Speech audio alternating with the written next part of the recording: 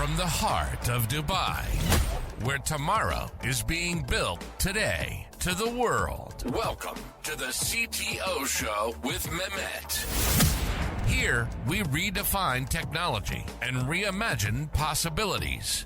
With Mehmet, delve into the riveting realms of AI, cybersecurity, and digital technology. Experience the thrilling highs and lows of startups. Immerse yourself in the spirit of entrepreneurship and witness the future of business innovation being written in real time. Now, without further ado, let's tune in and explore the future. Hello and welcome back to an episode of the CTO Show with Mehmet. Today, I'm very pleased joining me both co-founders of Sprints AI, Ayman Bazaraa and Bassam Sharkawy. Guys, I really enjoy when I have multiple guests on the show because very few of my episodes have more than one guest. So I'm excited. And I'm always excited to have founders from the MENA region, of course. And this is why we are here. So Ayman and Bassam, so please, tell us a little bit more about you and, your journey and what you are currently up to. So Ayman, we'll start with you. Okay, my name is Ayman Bazaraa. I am the CEO and co-founder of Sprints. I've been working in the technology field 20 years. The past 12 years in the startups scene. I founded 3 startups. Sprints is the third one. The previous one is acquired actually a year ago by a Fortune 100 company called Arrow Technologies.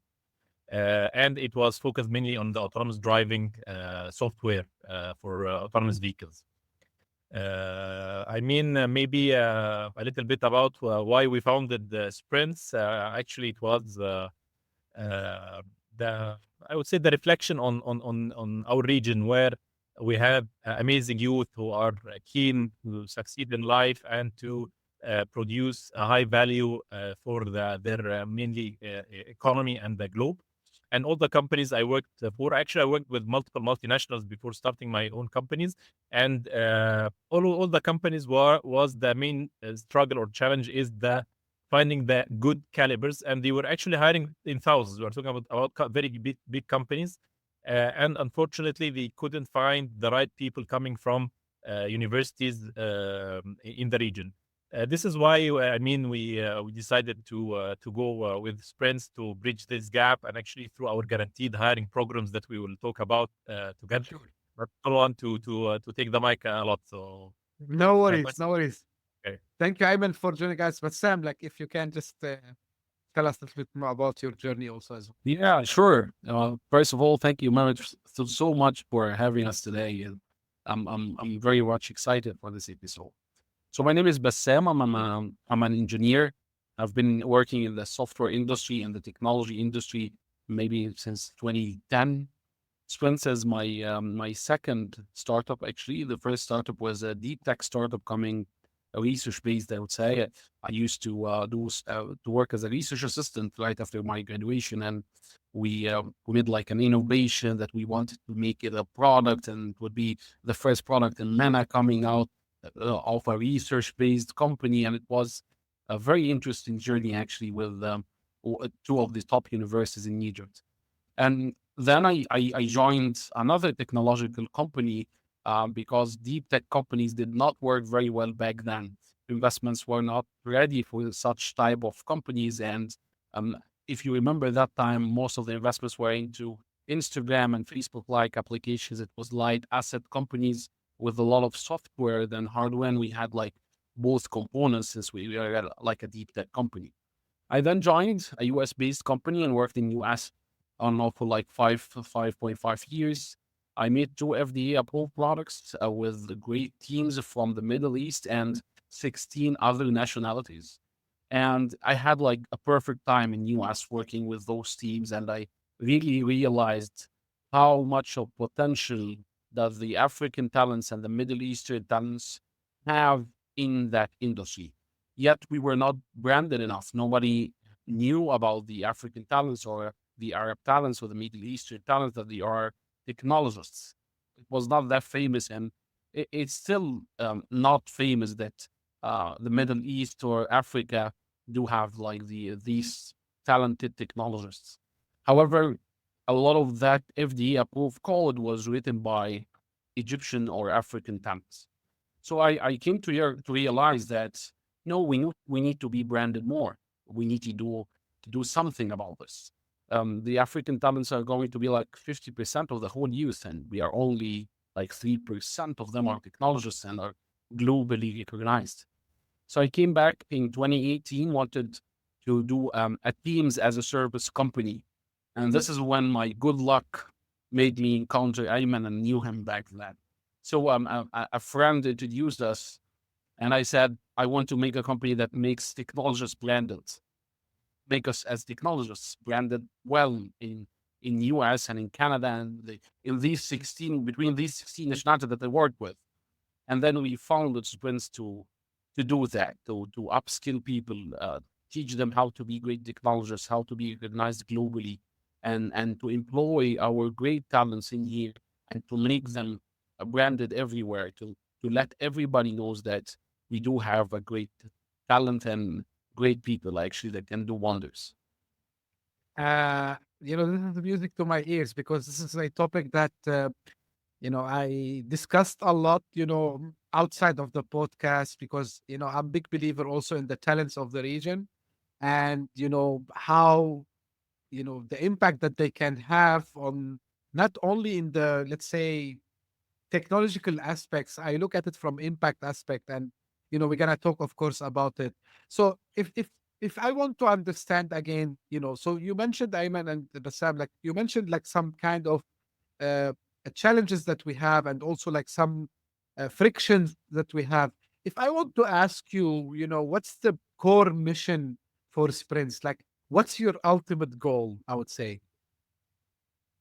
Actually, as Bassam mentioned, our region is almost 50% of the youth worldwide, and this youth is growing actually. On the other side, the world is the average age is increasing. Okay, I'm talking about Europe mainly and the US as well, but it's not as severe as Europe. So here is the potential and here is the threat.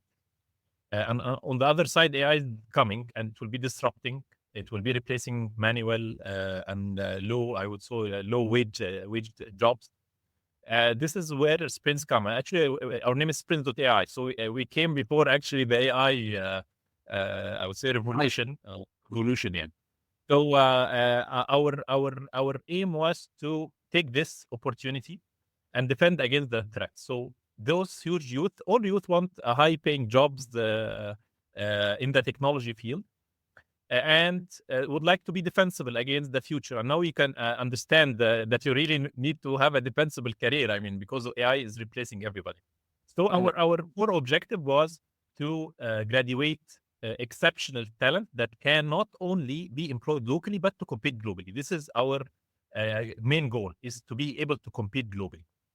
And reflecting on what Bassam mentioned, that the company that I worked maybe 10 years ago, this company has tens of patents coming from Egypt alone. Tens of patents, only one company. Okay, so Wow. if you have the right environment, you will you will be. I mean, you can really get a high value, and you can see the number of deep tech companies coming now from our region. So our goal, actually, to answer your question, is 1 billion learner. So actually, to educate everybody about AI, how to utilize AI in all kinds of specializations, whether it's deep tech or even other specialties like HR, how you can utilize AI in your recruitment, how you can utilize AI in as an entrepreneur, you can utilize AI as a financial expert, and so on. So this is our goal in terms of the learning. And on the other side is the employment. So it's not about only educating people and to create defensible, but we would like to help them in the employment. And we just launched actually a few months ago our remote hiring platform so that we can make our talents available for Europe, for the US. And actually it's growing like, I mean, we were astonished how the demand is there, the need. Actually, our youth would like to get paid in foreign currency. To work with the companies in Silicon Valley or in AI algorithms and AI startups and so on. And on the other side, you can find talents, amazing talents, with I mean, maybe 20% of the cost or less. So it's a win-win for everybody. And this is what Bassam's saying. It's all about branding. It's all about connecting the dots. And we are extremely passionate of what we are doing. And we hope that we reach the 1 billion learner in the coming years. Why not? I just have a question, and I think you both you can answer it. So what what you are doing is fantastic, Ayman and Bassam. And my question is always what we need to do more, right? Using platforms like what you're currently doing to make sure that our talents, because you mentioned they want to work for the US companies and European companies. Now, how can we encourage the local ecosystem to also go and talk to these talents and pay them what they deserve, right? So it's not like they look to migrate, sometimes now they are working remotely, which is fine. But what can be done in that space? And I think maybe you can tackle that using what you're building. Bassam. Yeah, like so basically what we have seen from the international culture that are dealing with us is that they only lack the understanding of how trusted you can be to them. I mean, when Ayman was talking about his previous company with tens of patents and working with like the biggest brands out there, I'm talking about Daimler, BMW, Mercedes, and stuff like that. These are major clients with major teams all over the world. What they wanted from an Egyptian company was two things: quality and trust, right? If we can create our brand that we are trusted talents with high quality, and then we equip the talents with what it takes to deal with multicultural environments, I think these are the real gap that we want to like make it minimal in order for this thing to happen. It's good branding in trust and quality, and on the other hand, how to deal with global employers and global multinational environments and make them trust you. Look at India, for example. At the very first beginning, they had like their own strategy of conquering the world from a technological aspect. By time they became branded, regardless of anything else, they were only branded Indian, technology equal Indian people. Then they worked or they are working on the quality and the trust part. So now they are taking the first places in chess, for example. They are trying from a national perspective to brand themselves, as smart people. So they first wanted to put in the head of the world that technology equal India, keep technology equal India, and then they are currently working on the quality and branding themselves as the smartest people on earth. I think they tackled it well, and what we need to do as African, Middle Eastern talents is to do the same. Trust in the African talent and high quality, since we do have highly dedicated people, bilingual. Time zones of these talents in Africa are mostly the same with Europe, and they actually on the other part of the day for US, where our talents, love to work at night and so on. So it's like part of our culture. And when it comes to payment, they are affordable prices that can make them actually wealthy in their countries. Yes, I do know that they want to be paid, or we want to be paid as we deserve. But on the other hand, the difference in currency can do a lot of cost affordability for those countries while giving our talents exposure to multinational and global tech domain. And as Ayman was mentioning, we currently have full teams hired remotely for US-based and Canadian-based companies who are working in LLMs, like the top-notch technology that we are seeing now. They are all from Africa, all from the Middle East, like 15 people, 20 people in the same team. This reflects one thing. This reflects nothing but trust, nothing but quality. This is what we want to be branded for, in my humble opinion. And from our side, what we are doing in our learning programs is that we are simulating the work-life environment using AI. We are simulating the global customer. We are making teams from Saudi Arabia, from UAE, from Egypt, from Nigeria, from Kenya. This way, you are creating even the multicultural environments. Yes, it's not like we haven't yet integrated like the Western culture in that, but we are integrating that with AI, because AI is simulating the European or the US based customer. They are dealing with them on a professional way. The AI is simulating the customer. Let's say they are sending them emails, asking them about the projects they want or they need to deliver. They are talking about the next sprint, what are you going to do? They ask them for reports and they are reporting back.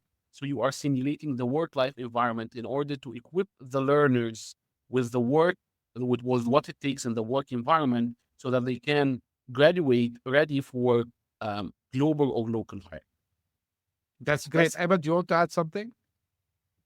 Yeah, I mean, actually, one of the points that the main challenge that we started as an edtech startup, and edtechs always struggle with completion rates. I'd like to back what Bassam was mentioning. Actually, our completion rates are more than 95%, although we are online. Okay, so the reason behind this is all about psychology. People actually don't like to receive. People would like to engage, to produce. This is why you can work for 12 hours per day, but you cannot study alone on a laptop for 12 hours per day. And this is, I don't want to mention the main competitors that we have, very famous online American edtechs. You will see completion rates 4%, 3%, because it's actually designed by professors, for professors. I mean, people who are really introverts, people who can stay actually for months to study online by themselves, but actually the natural human being would like to socialize, like to work with people. And this is what we actually do. It's a team-based learning, it's project-based learning. Every week there's a delivery. Actually, learners evaluate each other so they understand at a professional way, actually your peer can evaluate you and you can evaluate him, and you need to be very good team players. They will see that their progress actually could be seen by employers. So if I am one of the top smartest person, for example, in Saudi Arabia, it's there. If I'm the top Android developer in UAE, you can see. So this kind of gamification also help, especially when talking about Gen Z, they'd like to achieve and so on. So it's very important to include this kind of social learning, team-based learning. And actually, we also encourage offline activities through. We have a lot of partnership through. We have a kind of places that actually sponsored by the government, where actually they can come and work together on their projects. So this is also an actual physical part, but it's decentralized. You have the project to deliver, and you know that by delivering those projects, you will be seen by employers. You are creating the portfolio, even where the employers, when they start interviewing you, will see your progress and what the type of projects that you have. And finally, AI can scale this, and this is for the first time in history where really you can democratize education. Before, it was not possible. If you want a quality like MIT or Stanford, actually for hundreds, maybe thousands, but not millions and billions. And this is what we are actually trying to do. And maybe, Mehmet, if you can take your voice now and maybe some videos, you can see us producing content with hundreds of languages just by taking your shape and your voice. And this is how you can really support multi-languages, and you can really customize. And this would be the first time even to personalize the experience. Since 5 years, we start all journeys by assessments. We start by assessments to know your gaps. You receive a report why you are not employable. Why you are not employable. And actually, you can generate, or the modules are created based on these gaps. So you know that this journey is for you. And if you finish it, you are now ready to get employed. So this is also the first time in history where actually the learning journey depends on the person. That's a great, Ayman, to hear. And I work in education for some time in my career, and I can relate few things. Now, in education usually, and we know this also, and I'm curious to know, have you implemented this or any plans? So, because to your point, when I was going, we will not name any of the competitors, when I went to any of the famous online education, so my challenge is, it's so 1970s, 80s designed in a way that I used to get bored, right? Because it's just giving me information, which is, okay, I can open maybe YouTube and have the same thing, right? The thing that excited me online, if I have to do some practical, stuff, like, the capstone, what they call them, projects. So have you been able also to find a way to make this, more interactive for the people who comes to sprints and try to learn something, like how you tackle this, I would say, issue or challenge? Thank you Even so Sam much. is smiling. Yeah. Yeah, Please go yeah, ahead. yeah. Thank you so much for asking such a great question. Actually, that was our aim from day one, is not to have what the educational psychologists call YouTube experience. You named it, you nailed it. YouTube experience is all about next, next, next, next, to fill the completion rates and say, hey, he completed 30%. We are going to give him a certificate after the minor skill that he took, without any evidence that they can really do what she told him to do. So what we have thought of from the perspective of the work-life environment, no one, and I mean no one in the work-life environment or work environments locally or globally, do something theoretical. It's practical all the way. And no one does anything on his own or on her own. So on our approach, they are gathered into groups. Our learners are gathered into groups from day one. Because this is what Ayman called earlier the social aspect of learning, or the social learning. From the day you are in a community, whether it's a small community on your group or is a bigger community of the cohort or everybody who is taking the same module with you. So first, you start with an assessment. You assess your gaps.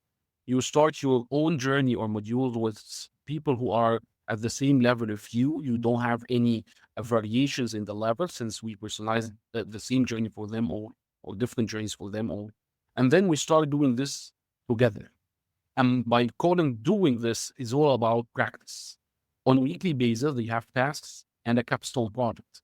And our name is sprints because we are dividing the journey on weeks, which is sprints on the agile framework.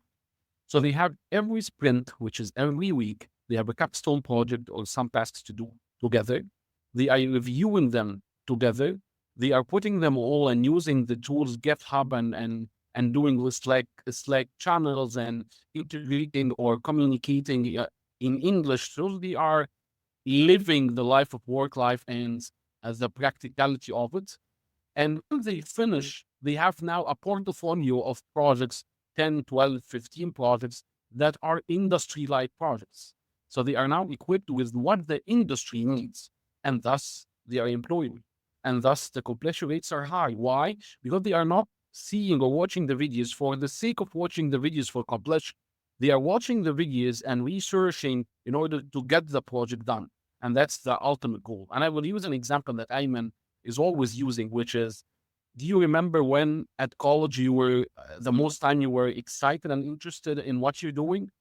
At the graduation project groups.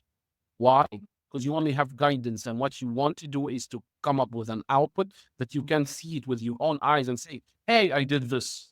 So we are trying to make the completion rates high by increasing the sense of achievement, by each and every week they are doing, hey, I did this. That's our methodology that is actually doing marvels when it comes to completion rates and to the sense of, I'm now upskilled. I'm now sure that I took that theory and I applied it into something that I can see. That's music to my ears, Bassam. Now, I'm gonna ask a follow-up question, and both of you can answer. It's great that you're doing this approach, but why do you think our education system is still stuck? Because to your point, you just also like hit it on the head of the nail. Yeah. Like, I was only excited in my graduation project, right? And I can only remember what I work on graduation project, nothing else. I didn't use anything that they taught us, right? So this is a fact. I studied engineering, computer engineering. I'm not saying it was useless, but again, now the question is, of course, what you're doing is great, but how much do you see it as a challenge? Because still, unfortunately, even the Gen Zs are, like, I would say, graduating from the same outdated program. So because we need acceleration. But Sam, you just mentioned something a few minutes ago about the talent in Africa and in the Middle East. And I am with you because, I receive, sometimes pitch decks, and I receive like projects proposals from these folks, especially in Africa And I would name like few countries: Egypt, Kenya, and South Yeah. Africa, South right? Africa. Yeah. So, and these guys are brilliant guys. So like how all together with what you're doing, we can even also go and tackle the universities and even maybe the schools. Okay. Yeah, I'll leave Maybe this I can line. go. Yeah. And I'm so happy with the question, Mehmet. I think you are with us in the, with sprints and discussing the strategy for the next year and the coming years. Okay. Actually, we totally agree. And when we started with guaranteed hiring programs, we started with graduates, university graduates, and we guarantee hiring where they can pay after being hired. So we link the success of our objective, or helping you get hired, with the payment method. After this, we started integrating our programs in the universities. And actually, we have many universities actually integrating our curricula as part of their natural curricula, where they actually own hours when you finish one of our programs.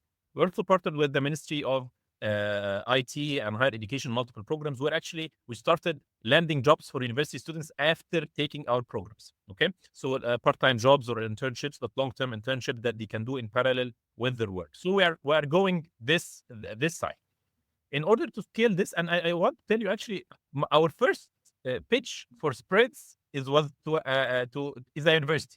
The first, and actually our first check was, let's do a university, but the problem is, the bureaucracy, that we don't want. Let's integrate and disrupt from the outside. What we are doing right now, we have a huge team, R&D team, where actually they are doing amazing things. And actually, I would invite you to come and visit our R&D lab. You'll see amazing things happening.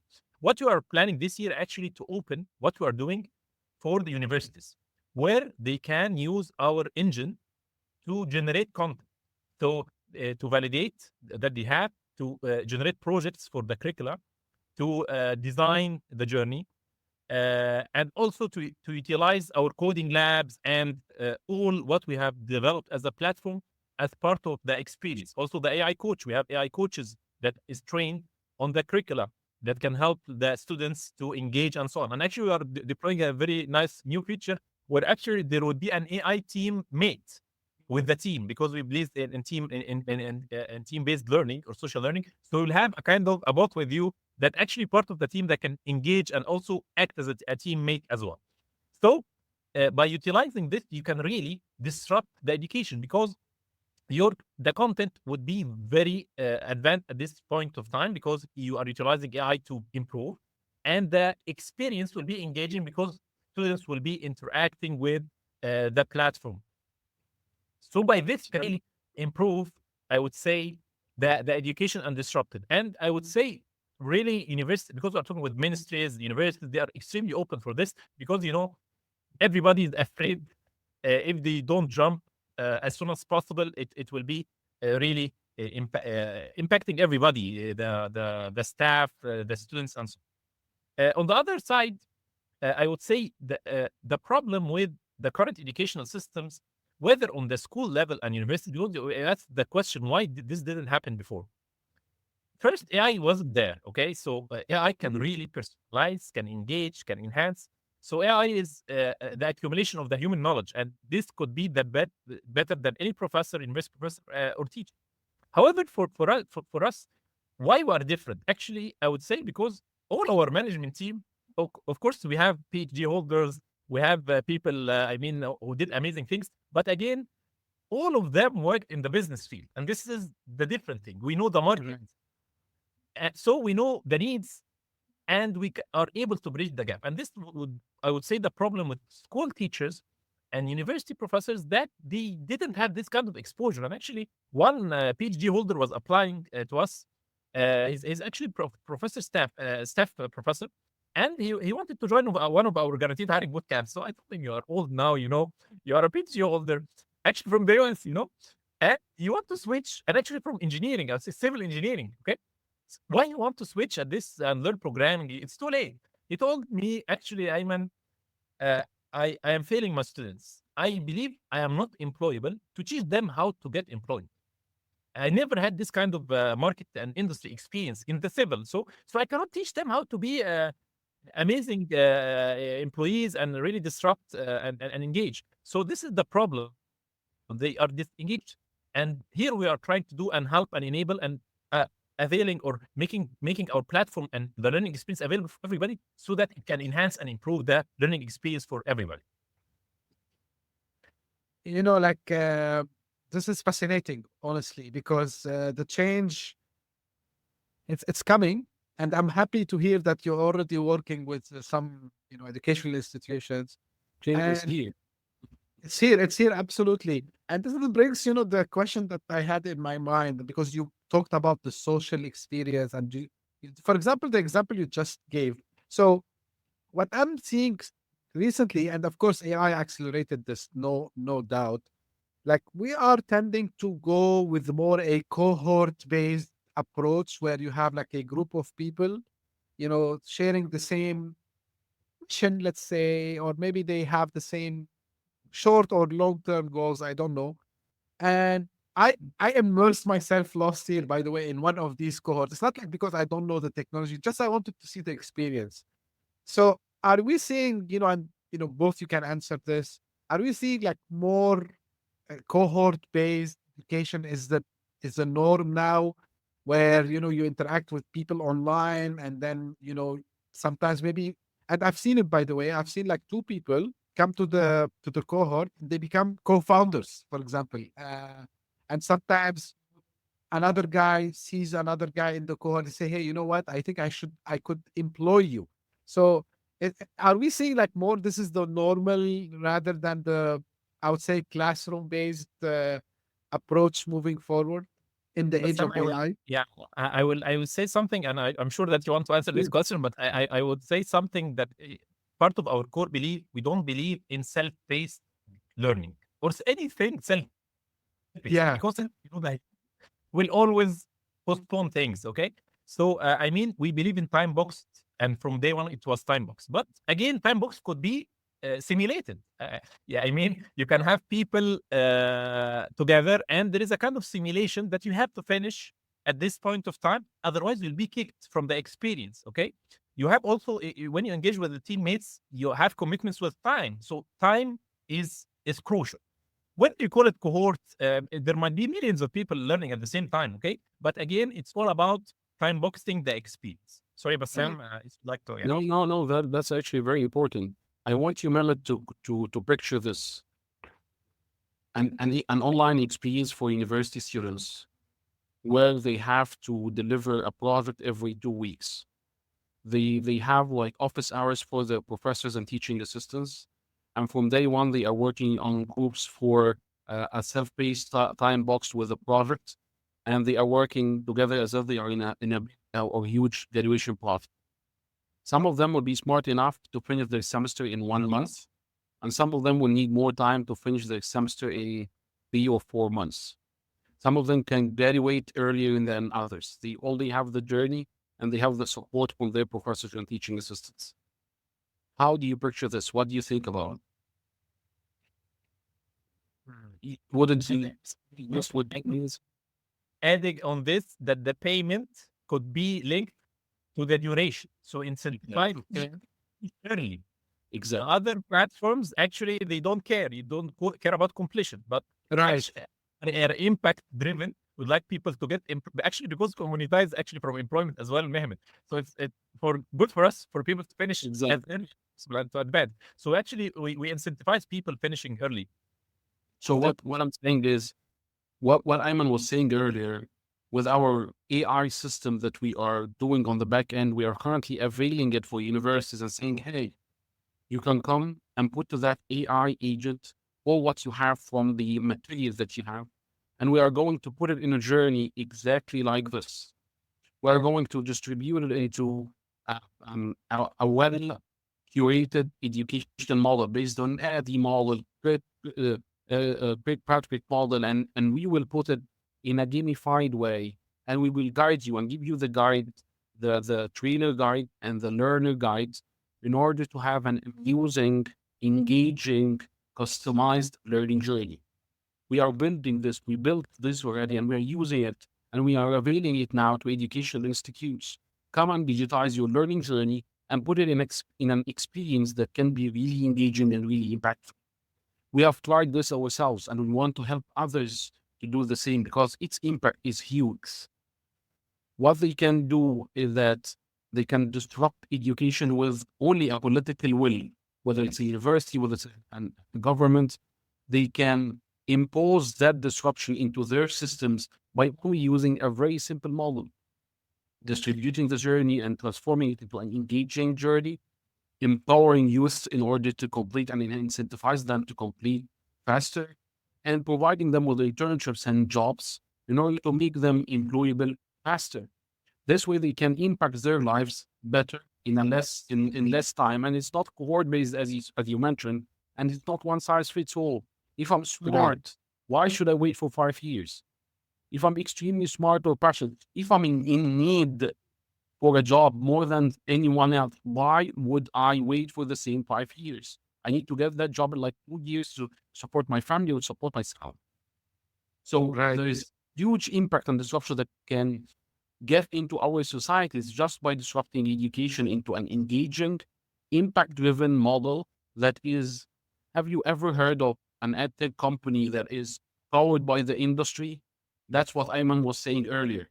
We as the founders and the full management team are industry related. They are thinking of the learner with the impact mindset. It's not academics to academics. With all due respect to all academics, they are our teachers, our professors, and we have learned a lot from them. But this era, it's not just about academics. It's about how to engage those generations and make them be impactful to their societies and their lives faster. Absolutely. And this way, it needs to be disrupted. And we are offering kind of a solution. It might not be the best, but at least start with it and let's iterate on it together. We have seen that it has been impactful. It's been behind more than 80% of whoever passes through it. So please take it and then see how we can improve it. To me, Bassam, it also, and Ayman, like what you have done is closing the circle, not only with the, designing, and putting the materials over there and, the way the time boxing one is closing the loop with finding job opportunities for them. So, and I think this is something I didn't see it even in the US famous ones also as well. And I think this is really, really big. And you mentioned like you did some placement. Now, when it comes in a very fast changing demand in the industry now, especially from technology perspective, like how do you make sure also like whatever you have in place gonna stay relevant and you are able also to bring the newest things at the speed that it should be brought? So how do you do this balance? I would say from our name, Spins.ai. So AI actually helps a lot. Because now the content is generated. It's not previously we used to our high quality studios to produce content. Now actually it's through people who are generated through deepfake technology and lip syncing happening, and actually you can customize the person based on the learner. So if it's in Africa, might be a Nigerian lady presenting. If it's in Saudi Arabia, maybe a guy wearing glasses. And actually, maybe in the future releases from our platform, we can customize the learner. The learner can pick who's the avatar that I'd like to receive learning from. Nice. So yeah. So again, it's much easier now. Before you need to reproduce thing. Now, as you can really maintain and enhance and auto-generate again, it's much easier. Yeah, this is why I'm saying really education now should be for all. There is no really high quality, scalable education for the first time in history. It should be available for everybody. Bassam, you want to add something? Yeah, actually, a very small thing. As Ayman was saying, AI is making it faster and is disrupting it.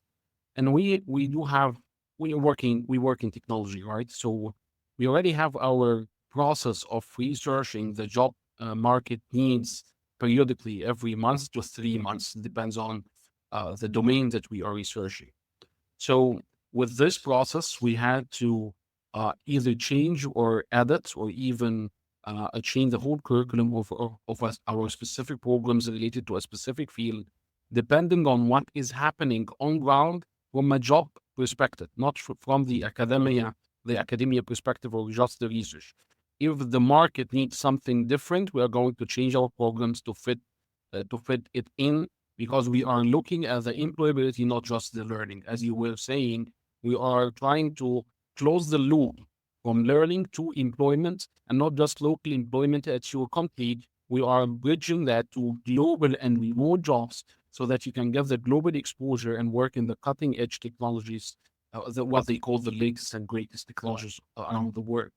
And AI is disrupting this, making it way easier for us. We used to do this from day one, but with a lot of operational hassle. Now the full operational hassle are being disrupted with AI.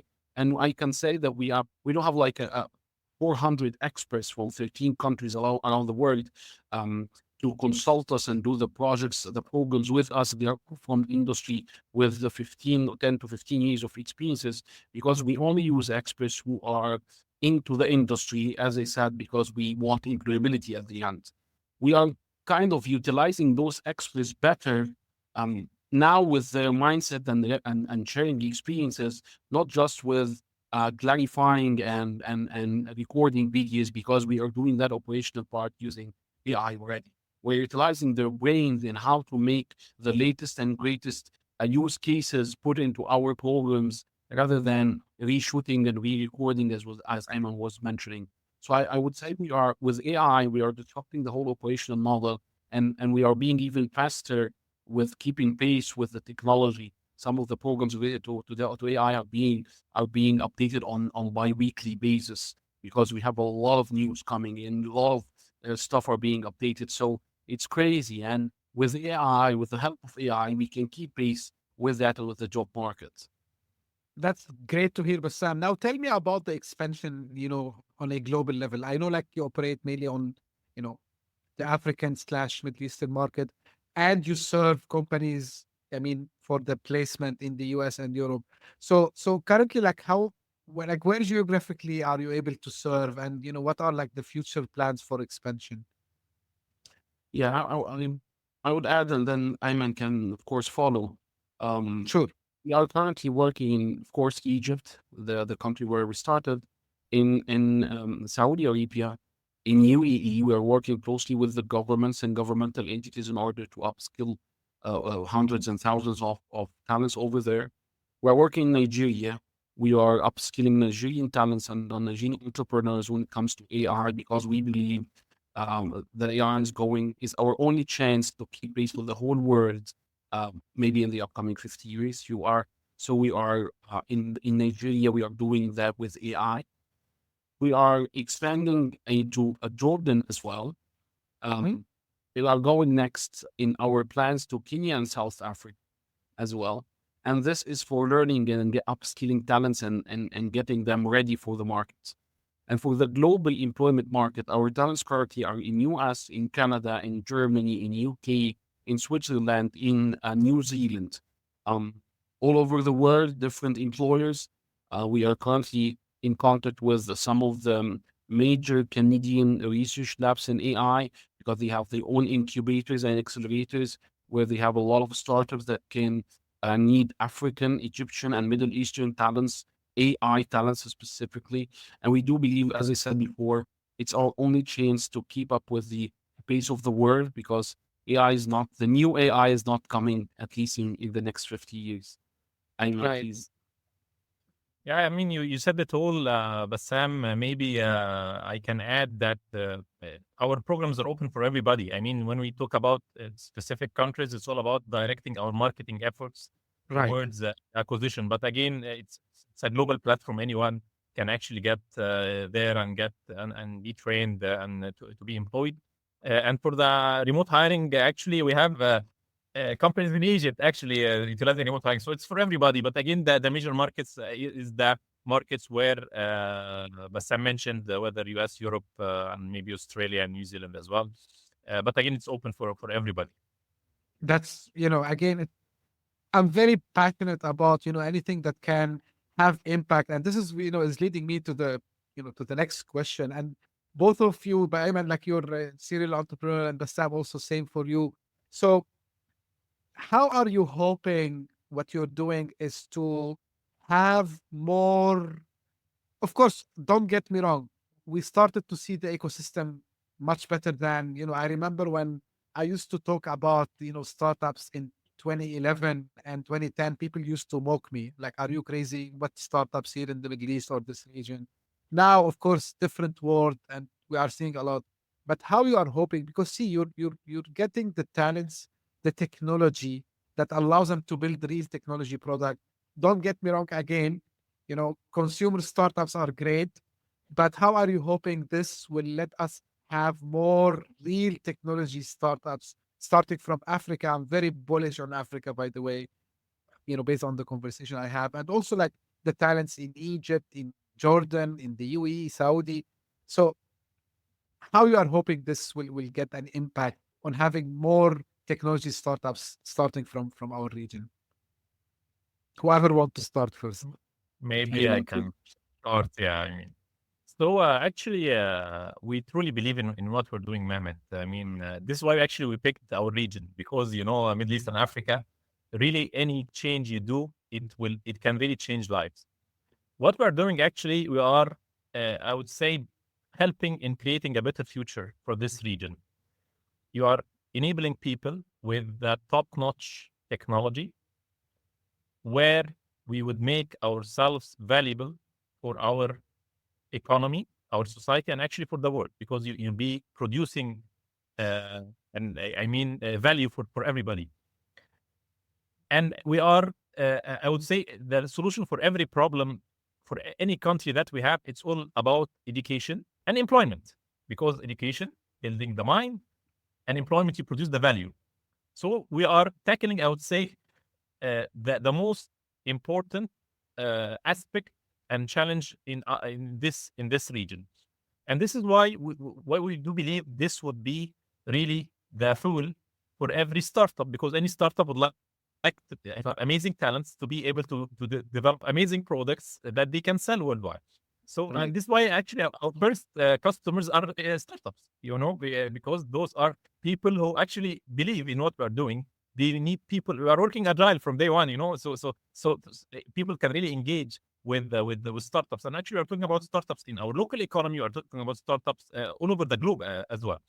So we are enablers for startups. We are enablers for SMEs, and our economy is again backed with SMEs is the backbone, and of course the multinational corporates. I mean, big companies is also our customers. So are actually sourcing, I would say, the fuel and the real assets for the growth of all the companies there, which will actually boost the economy.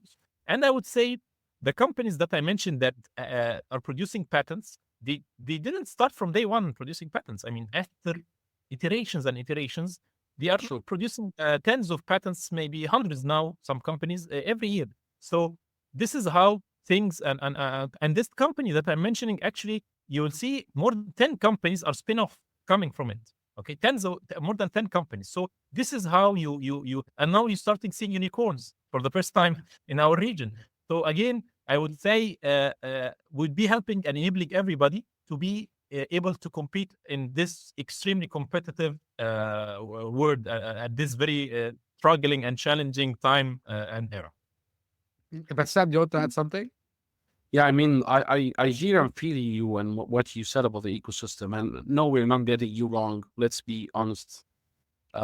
We have been lagging behind for years. My first startup was like co-founded in 2012. And we were doing like a deep tech product, same as what Nest was doing in US. Nest got acquired with $3.2 billion, and we were struggling with finding like peanuts in order just to survive. And I'm not like jealous or something, maybe a little bit jealous, but I mean, the ecosystem was not ready and we were lagging behind, and we are still lagging behind. I will not repeat what Ayman said. I believe in every single word that he said, but I'm saying as well, I'm following up that in this era, it's the AI era, where those talents and these minds, when you employ them with global tech companies remotely, they are getting the top-notch technology inside their home countries. They are not traveling, they are not relocating. The science, the amount of science and experience that they are going to get in their minds can eventually, and this is not too long, I mean, it's in the mid-term, not long-term, we are going to see different minds in our ecosystems in Middle East and Africa. We are going to see brilliant minds do have the exposure and do have the technical ability that can do more startups. And now with AI facilitating doing a startup, and Sam Altman said, we're going to see soon the one or the single founder or the single employee company. The AI is facilitating having a huge product, SaaS product, or a product-based company that is in no time is built and delivering value to the whole world. It just needs an idea and awareness with AI. Two things. And we do have the talents and the mindset that have brilliant ideas, and they just want to be equipped with AI to boom. And third, the mature ecosystem and mature investments that can see the opportunity to take this forward. And I think this is the time for this. And I'm a true believer in our talents who are getting quality learning and definitely delivering value through employment or startups. Ayman and Bassam, I just want to say something, and like people knows me. I don't do like fake compliments, and I talk always, what I think. I remember 6 months ago, I was, I'm fascinated by startups. Like I work for startups companies myself. So I wanted to see why, all the doom and gloom about Silicon Valley. And then, of course, history is there, but I wanted to do the research again and refresh my mind. One of the main things comes first. They have Stanford University, and they have, this big, research centers and people where they can go and do their applied learning over there. And then, of course, they had, the HPs of the world and, the big, semiconductors company of the world, where these graduates, they go there and they, they apply and then they spin out some startups. So what I see by democratizing, the learning, what you're doing currently at Sprint is exactly, of course, because now AI is allowing you to do so and it's allowing us. So I think you are on the right path, and I'm hoping, more people discovers what you're doing, because I think we need this to take the ecosystem to the next level, right? Because nothing is missing. By the way, we have capital. People, they say we don't have capital in the Middle East. No, we have. I mean, of course, it's hard to take it, but we have it. But the education, as I think is very important. And thank you for what you're doing. So, we're almost done. So just before we go, want to ask where people can find more about Sprints and how they can get in touch. So whoever wants to answer this. Yes, our website, so that's sprints.ai. You can go there, whether you'd like to get trained to get employed, or maybe you have an amazing talent and like to find a remote job. So this also could be your place. Or even if you are a startup, would like to reduce cost, have a very high quality calibers, also this is the right place. So I mean, we are there for everybody to help them, and we are extremely happy, Mehmet, to meet you today. I mean, it was I didn't feel the time actually. Thank you for reminding us why we are there, why we are here, why we're serving everybody. So it was really engaging, and I'm really pleased to have this discussion with you. Yes, thank you so much, Mehmet, for having us. It was a really lovely time. And for everybody, follow us in all social media to see our upcoming news. Thank you so much, Mehmet, for more opportunity.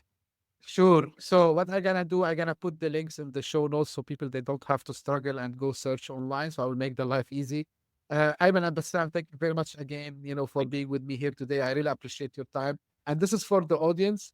Guys, if you just discovered this podcast, first thing, go to sprints.ai and then follow us and do whatever you do. And for the people who keeps coming, thank you for, encouragement, and thank you for, keeping us in the top charts in many countries. And I appreciate this. So keep, following us and sending your suggestions. Thank you very much for tuning in, and we meet again very soon. Thank you. Bye-bye.